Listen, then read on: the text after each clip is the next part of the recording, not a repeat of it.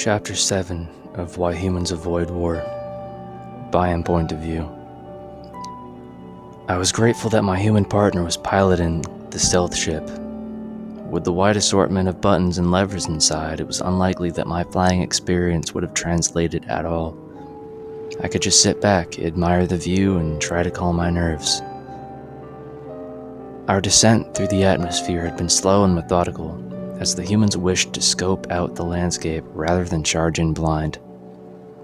I wasn't sure how they could make out anything from this altitude. To me, the structures below were little more than fuzzy outlines. They must have seen enough, because a few minutes later, a series of coordinates were called out through our earpieces. When plugged into our navigation system, they marked a landing spot just outside of the city. We dipped toward the ground at a much sharper angle than before. The rest of our formation tailed close behind. This was it, the moment of truth. Nausea crept into my throat as I fretted over the possibility of detection. Without the cover of the clouds to hide us, I felt vulnerable and exposed. "Human? Are we really invisible?" I whispered. He huffed in annoyance. "My name is Carl, not human devourer." I frowned, confused by his response. "Devourer?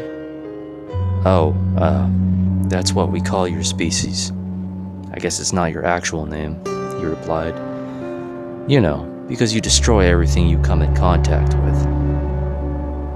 The name they had given us confirmed my suspicions on how the humans viewed us. The outright looks of hostility tossed my way in the hangar bay were a good hint, but hearing one of them put those feelings into words struck differently. It stung to realize that they saw us as little more than a blight on the universe. "You don't like me, Carl," I ventured. "Yeah, you're right. I have no idea why we're helping you." The human turned to face me, a scowl marring his features. "You guys were complicit in everything that blasted AI did. Billions of innocent people are dead because of your actions, and now you play the victim?" I shrunk under the intensity of his gaze. "You don't understand." "Then make me understand," he said.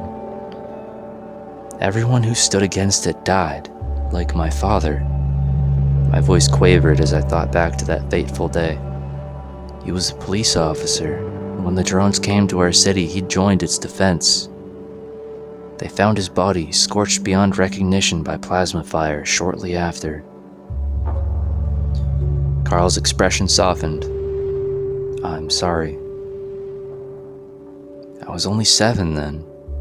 Those of us who survived were herded into camps. It pushed us to the physical breaking point, and if you didn't drop from exhaustion, you might well die of disease." I continued. "Anyone who deserted or rebelled suffered an awful death, and was made a public example of. Eventually you lose hope and you'll just do whatever it wants. If you don't, someone else will anyways." The human was quiet, which I hoped was a sign that my words had gotten through to him. If this mission was to be a success, I needed my partner's wholehearted cooperation. We couldn't afford to have hostilities brewing between us. "Anyhow, you didn't answer my question. Are you sure we're invisible?" I asked. Carl offered a reassuring smile. "We should be. There's nothing to worry about. Relax." I pointed to a flashing indicator on the weapons screen. "Well then, what's that?" His eyes locked onto the red arrows, which were rapidly approaching our position. The color drained from his face, a sight which made me shudder. Most humans were pale enough in their normal state, but Carl had gone so ashen that he looked like a corpse. I feared he might keel over in front of me. The human switched onto his headset. "Missiles inbound, brace for impact. We've been spotted." A few moments later, the vessel was rocked by a violent collision. My body lurched forward, only to be thrown back into the chair by the safety harness. The air was forced from my lungs, and my brain seemed to rattle in my skull. A dizzy feeling fogged my mind, which was only compounded by the ship going into a wild tailspin. I saw Carl desperately tugging at the control column, but it did nothing to stabilize our flight. The urge to vomit only grew stronger as our acceleration quickened. It was a matter of seconds before we could crash into the fields below. So this was how it would all end. I would have liked to say I calmly accepted my death, but the truth was I was terrified. The last thought before impact was cursing myself for agreeing to this insane plan, wondering why I had gone against my better judgment. There was a jolt as the craft slammed onto the ground, followed by a screeching sound as it broke into multiple pieces. Loose objects and debris tumbled past us, and thinking quickly, I ducked down to shield my head. We skidded across the dirt for what felt like an eternity, before finally coming to a halt. Other than a few minor cuts and bruises, I was unharmed. You couldn't say the same for the ship, though. Glancing around at the swath of devastation, I figured a passerby could have mistaken the wreckage for the work of a cyclone. It was a miracle that the cockpit had, for the most part, stayed intact. I was rather shocked to still be alive, but now didn't seem like the time to celebrate. The acrid smell of smoke wafted into my nose, which suggested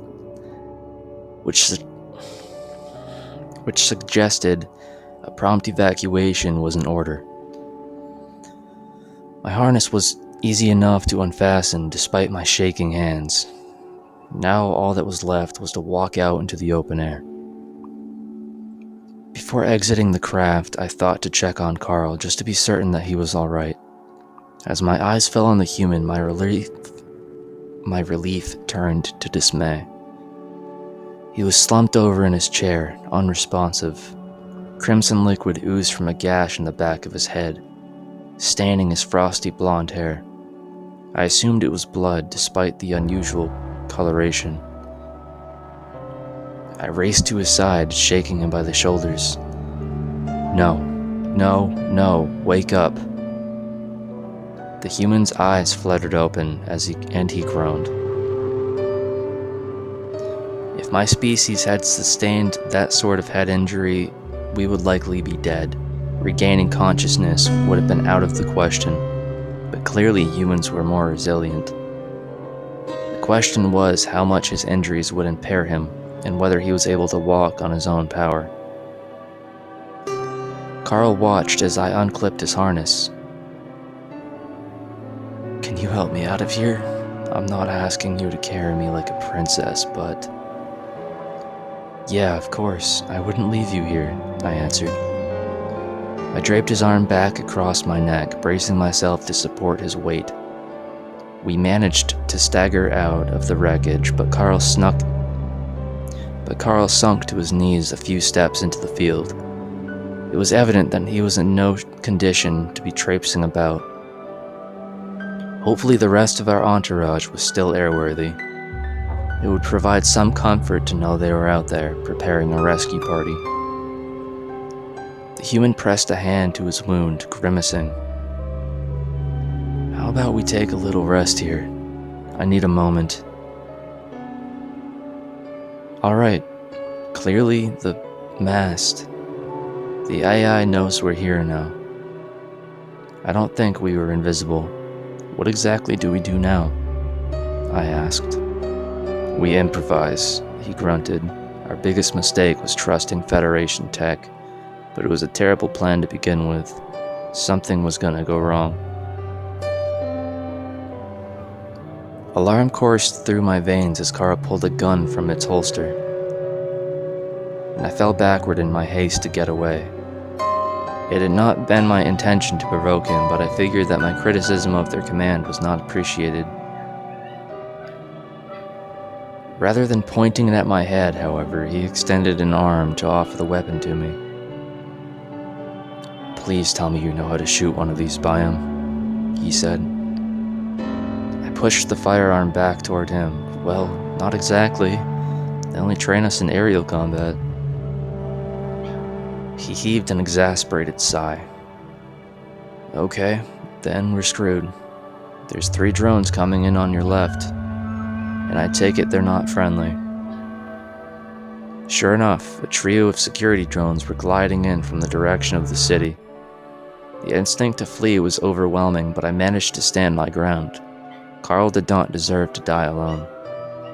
I had abandoned my own son to save my skin, but I wasn't about to make the same mistake twice. Grappling with that guilt all over again would be too much to bear. My only hope was that an injured human could prevail against a squad of mechanical enforcers. Their kind had no problems defeating the AI in previous encounters, but these circumstances were much different. Perhaps it was asking too much of Carl, but even in his weakened state, I wasn't ready to write him off just yet. That was Chapter 7 of Why Humans Avoid War, written in the xXThe server, or not server, I'm thinking Discord, subreddit. As I've done with my previous videos, even though it wasn't mentioned in those ones, I will leave a link in the description below.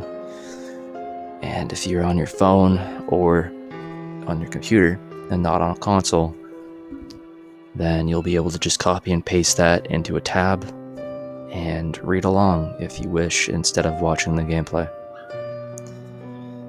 If you've got a full day ahead of you, I hope it goes well. And if you're going to bed soon, then I wish you sweet dreams. I'll see you next time. Ciao.